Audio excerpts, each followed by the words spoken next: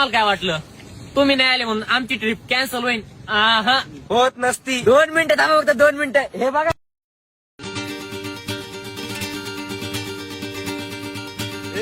तुरु तुरु चालू नको, जाऊ नको लांब, गुलू गुलू काला मंदी बोलू जरा थांब. मग मग